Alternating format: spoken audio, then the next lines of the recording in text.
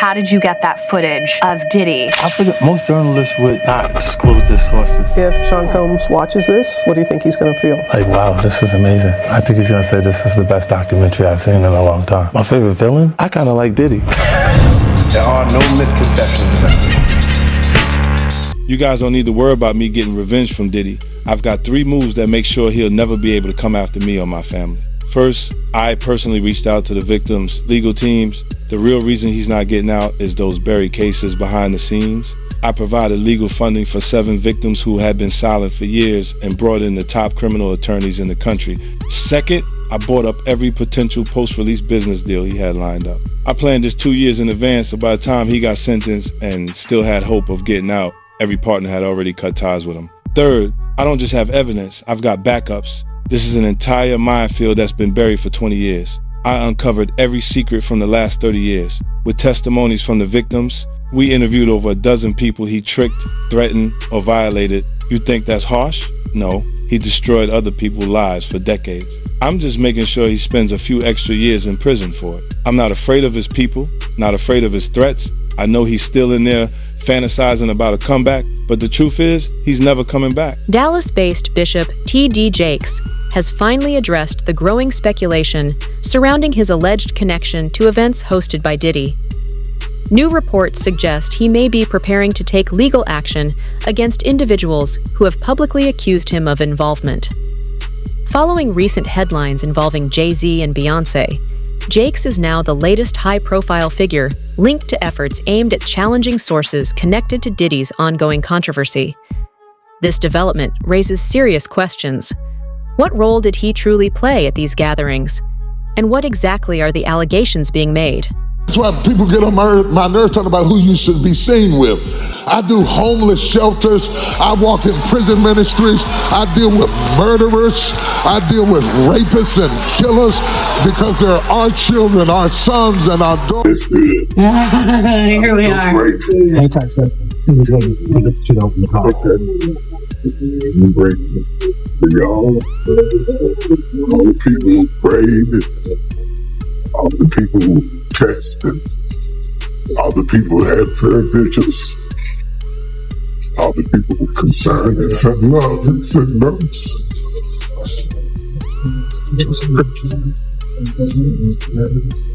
Thank you.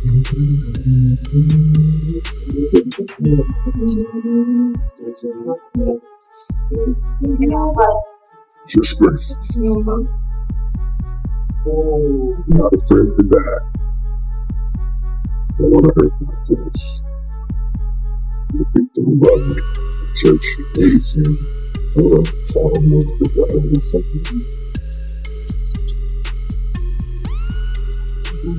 On November 25th, Bishop T.D. Jakes filed a defamation lawsuit against Pastor Dwayne Youngblood, who publicly accused him of misconduct dating back to when Youngblood was just 18 years old.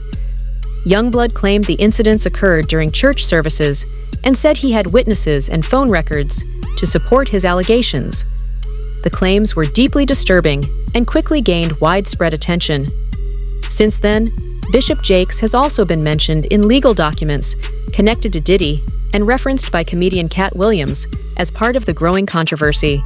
T.D. Jakes was first mentioned in Lil Rod's lawsuit against Diddy, where allegations surfaced that Diddy allegedly used Jakes' religious influence to help rebuild his public image. According to the lawsuit, Jakes reportedly leveraged his position at the Potter's House to support Diddy's reputation and help him gain access to new social circles. While Jakes has denied any wrongdoing, he has remained silent regarding claims about his presence at Diddy's events.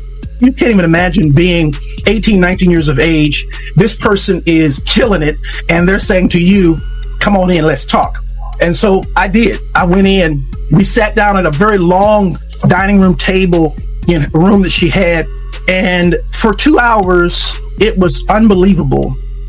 Pouring of heart, crying, him talking about my father. We talking about these scenarios. And I inwardly just knew I had finally found someone who could get it. Someone who understood. I'm sitting at this table, and for the first time talking to any man, I got tears coming down my face because somebody gets me. Somebody understood what I was going through. Well, after sitting there and having this long discourse with him, I finally look at my watch and I'm like, oh my goodness, I got to go. I got to get this car back to my mother. She's going to kill me. So I said to Bishop, I got to get up. And I got up from the table. He got up from the table. He walked around toward the way I had to exit quicker than I got over there. And when I started to walk past him, he pulled me to himself, wrapped his arms around me and tried to kiss me. And in that moment, I literally died. I could not. I tell you, to this day, I can't remember how I got out of that place. But I remember driving home with all kinds of crazy thoughts and what in the world am I going to do now? And I finally get home, get in the house, get in the bed. I'm going to try to go to sleep.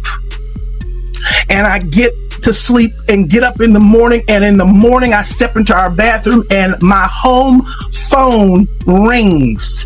My mother answers the phone and she says to me, Wayne, it's Elder Jakes.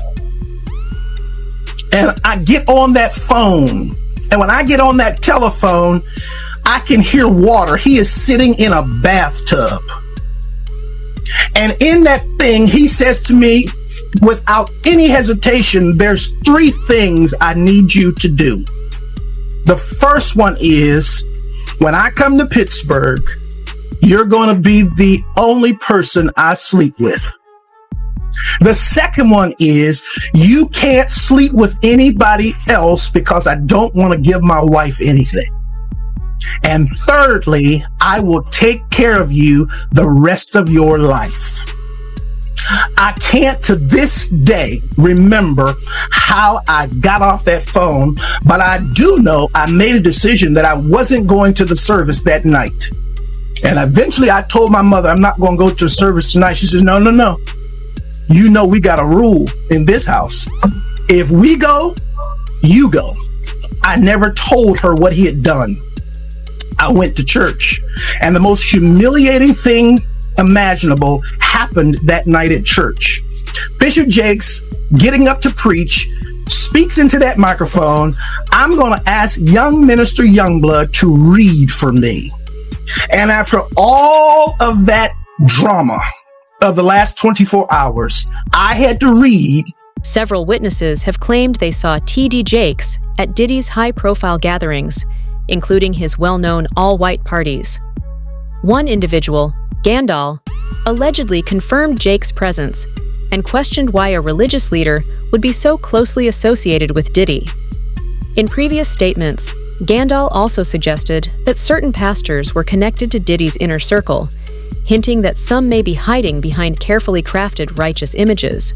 Renowned Dallas pastor T.D. Jakes is named in a federal lawsuit against musician Sean Diddy Combs. It's filed by a producer that worked with Combs. It discusses how the singer planned to leverage his relationship with the bishop to soften the impact on his public image of Casey Ventura's lawsuit. Ventura is a former girlfriend of Combs who filed her own lawsuit in November alleging abuse, violence, and sex trafficking. Meanwhile, Combs' lawyer is criticizing the raids at 2 of the hip-hop mogul's homes in a federal sex trafficking investigation. He called them an unprecedented ambush. It comes as we're getting a new look inside Combs' LA house after the search by federal agents. Carter Evans has details about what the feds have uncovered so far. Guns, cell phones, and other electronics are among the items taken from the homes of music mogul Sean Diddy Combs, according to a source familiar with the search warrant performed by federal agents at his properties in Los Angeles and Miami.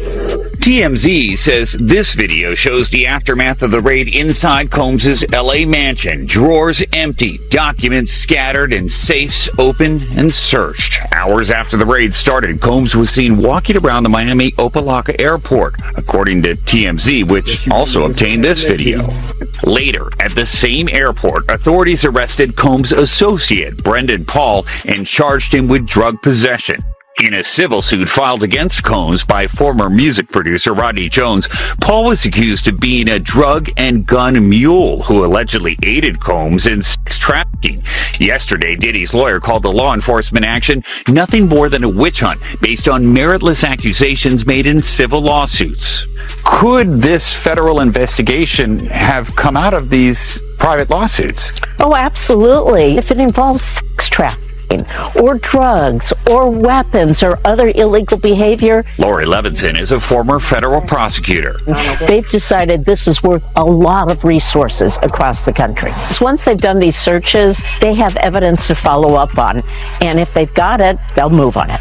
We still here, you're rocking with the best. Even though Combs has not been publicly named as a target of the investigation, he says he's now prepared to fight to clear his. Diddy, known for fiercely protecting his billion-dollar brand, has long prioritized his public image. Reports suggest he made substantial donations to T.D. Jakes' megachurch, with Jakes allegedly helping to strengthen Diddy's reputation in return. Since being named in the lawsuit, sources say Jakes has been under intense pressure, at one point nearly collapsing on stage. Those close to him claim he is deeply concerned about being drawn further into the legal fallout, and is hoping to keep the situation as quiet as possible. After one drink, 2 drinks. And if those girls was drinking out those bottles that he said Diddy laced, and he could show on camera, and he could show that some people had passed out, or some people were acting a certain way after they had those drinks,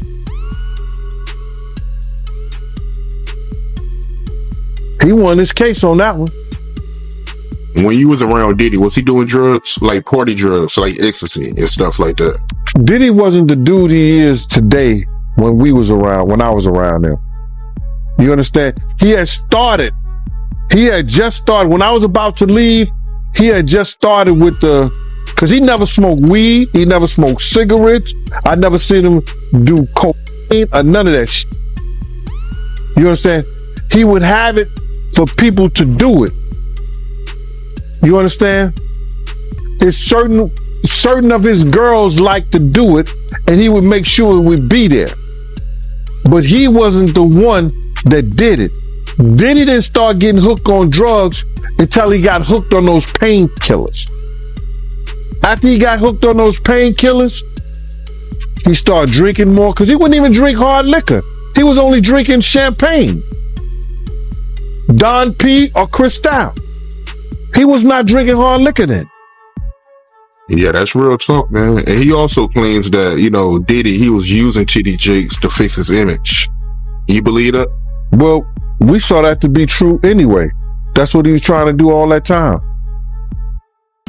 That's why T.D. Jakes was there, to try to fix his image. Reports have surfaced claiming that a pastor appears in footage obtained during federal raids on Diddy's Miami mansion.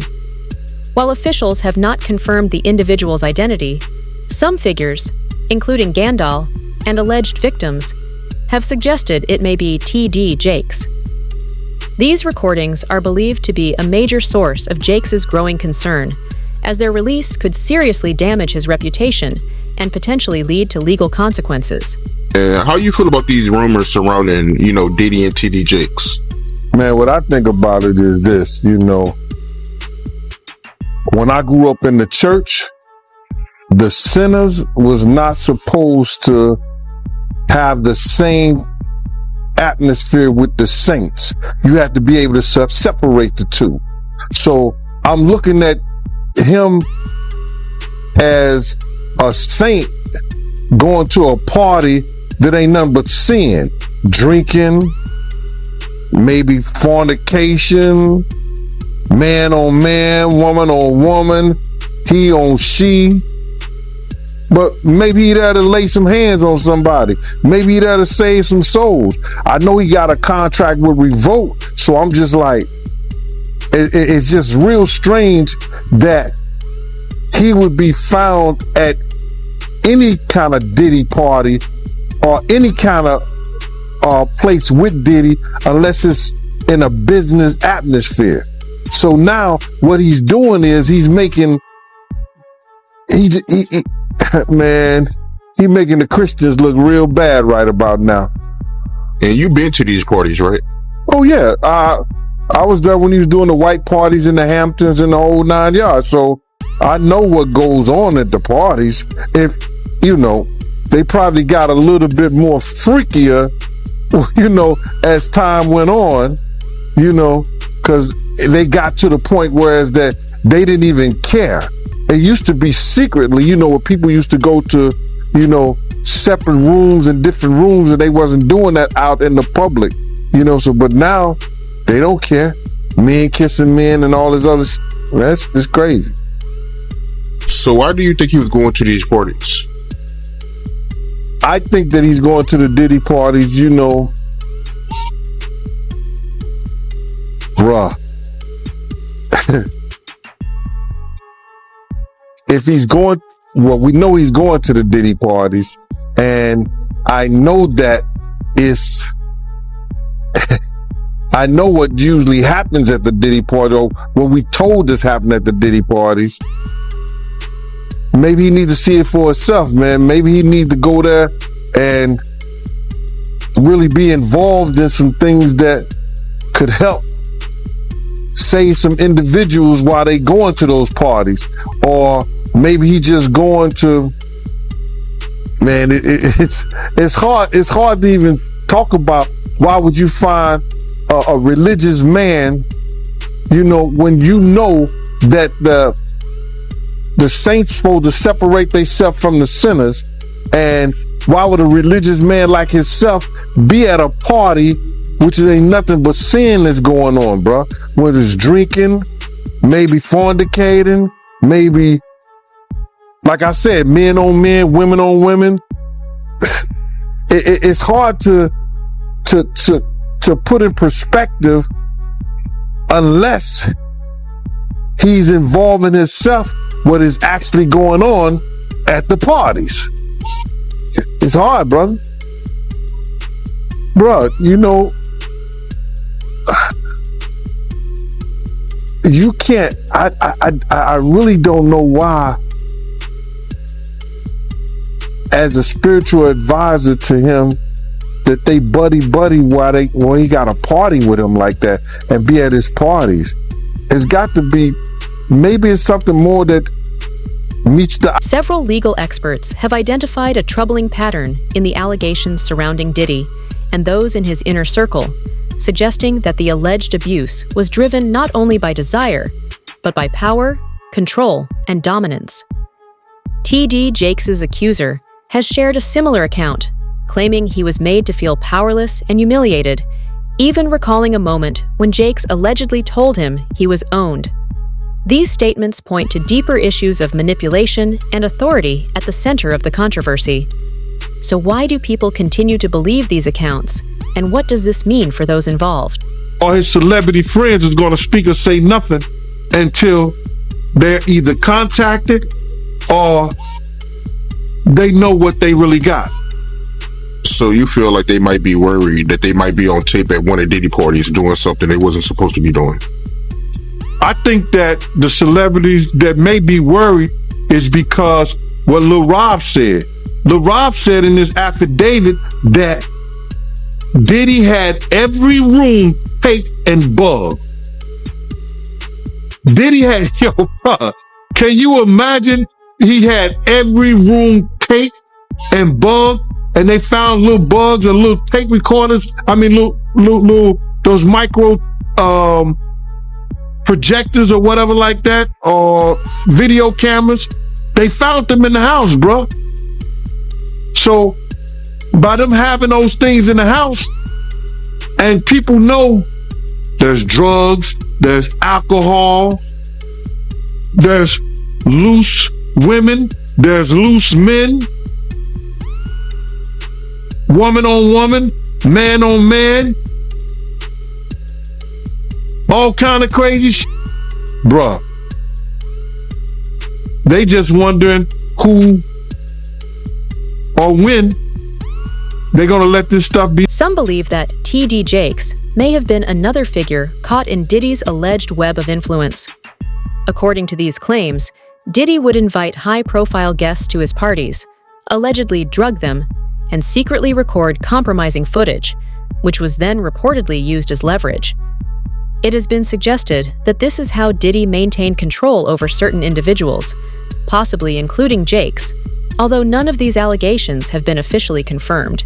In these cases, and why didn't you believe in others that you were presented with? Well, the thing with a sexual abuser is they follow a pattern. They fall to type, and you become very clear on what that pattern is, particularly a serial sexual abuser. And these cases were all identical in the facts, identical in the story. It was beginning, middle, conclusion. They know each other? Boom. None of them knew each other. Did you have them meet? No. Did you have them coordinate stories? No, no. Do you think they had any contact with each other before they came to you? Absolutely not. And when you were talking to them, well, first, the ones that you didn't take, why not? Stories didn't make sense. Stories didn't fit the pattern. Stories were not credible. I mean, this is my 30th year as a lawyer. I've tried over 100 cases. I can assess whether somebody's story is credible. And if I don't believe it, I'm not going to put my name on a pleading, sign it, and file it in court. I'm not doing that. And that's what I did with the 60 plus cases that I rejected. And this is not really your area of expertise. If people will look you up, celebrity lawsuits is not really where you make your bones. Why this? Well, I was involved in the Weinstein litigation. Right. I was involved in the Paducah litigation. I was involved in the Hayden litigation. Why did I do this? I do this because it's important. I think it's important for people to be heard, have their chance to get the power back. Because sexual abuse, sexual assault is about one thing: taking power, humiliating, demeaning a person and a victim. It has nothing to do with sex. And so I think it's important. I think it's important to get the word out. I think it's important for men to feel, hey, look, I can come out and be heard just like a woman could. And the defense that, look, they knew what they were getting into. These are regrets. They went there, they partied, and now they see a pocket. No, I don't think so. My client was... Were they gay men? One was bisexual, the other ones were not. And they were going there. The client who was bisexual worked for Diddy. Diddy owed him money for doing errands for him and being his step and fetch, for lack of a better word. And I think it was a power move. It was a clear power move because this guy had the nerve to come to him and say, you owe me money. And so Diddy said, come on to the Intercontinental Hotel. He gives him the drug, knocks him out, sodomizes him. And I won't use the term that my client used, but he said he tried to turn me into his B word. And I think it was a clear power move on each and every occasion. I think the ones that took place in the Park Hyatt, that wasn't partying. My client met him at a nightclub in the city here with a music producer. He didn't think he was getting into that. The man who was in the Hamptons, he thought he was going to a white party. Who wouldn't want to go to a white party? I would have gone to a white party back in the day. I wouldn't go now, but they went there innocently. And some believe that T.D. Jakes may have been another figure caught in Diddy's alleged web of influence. According to these claims, Diddy would invite high-profile guests to his parties, allegedly drug them, and secretly record compromising footage, which was then reportedly used as leverage. It has been suggested that this is how Diddy maintained control over certain individuals, possibly including Jakes, although none of these allegations have been officially confirmed. They saw what he did to Cassie. With the kicking, the punching. They saw what they did to Cassie. They know that nobody in America liked that. So now, these people are represented by a brand. Whether it's something about the music, clothing, movies. They're not going to come out and speak on nothing that has anything to do with them. And they praying that they not on the tape. Doing crazy stuff, being oiled up in the whole 9 yards. They praying. So until the feds say, hey, yo, listen here. We got you on, hey buddy, we got you on this tape, and the girl looked like she was pretty young. We're not gonna show it, but we need you to come and testify against Brother Love, P. Diddy, Puff Daddy, Sean Combs. that's when they're going to start talking. And they're not going to be talking in his favor. When the feds come to them and show them what they got on tape, because if he had 250 tapes all over, 250 cameras all over the house, somebody got caught stealing a cookie out the cookie jar. It could be your favorite pastor. It could be your favorite politician. But they didn't think they was being watched. And Brother Love was watching. Yeah, I mean, T.D. Jakes, he hasn't even came out and said anything. And him and Diddy was real cool. Amen. Amen. Yeah, man. And I know the people in the congregation over there is shaking in their boots because this man then led them probably, allegedly led them to damnation, because those people's hearts are going to be broken if that man is seen on those tapes doing anything. Because people always put their faith in the pastor instead of putting their faith in God. And what they need to do is understand that he's just a man. And he has a history. It's not looking too good for him. So you feel like celebs are worried that they might be on tape? Oh, they know. That's why they ain't speaking up or saying nothing. Yeah, I was at a Diddy party, but I know I ain't do nothing. When you don't know somebody's taping you, when you don't know that somebody is videoing you in some kind of form or fashion, you got that alcohol, you got the drugs in you, they're a little loose, bruh. They let down all their inhibitions. The music is pumping. He said it himself. He got it so hot in there that you got to take your clothes off. He said that. Despite Diddy's long list of celebrity connections, very few have spoken out in his defense, raising questions about what they may know or fear. This silence appears to be linked to concerns over disturbing footage reportedly recovered from Diddy's properties. Some believe that blackmail, rather than loyalty, is what is keeping people quiet. Bishop T.D. Jakes, once closely associated with Diddy, has yet to publicly address the situation. As lawsuits continue and new details emerge, it remains unclear whether Jakes was complicit, manipulated, or simply caught in the fallout of a powerful network now under intense scrutiny.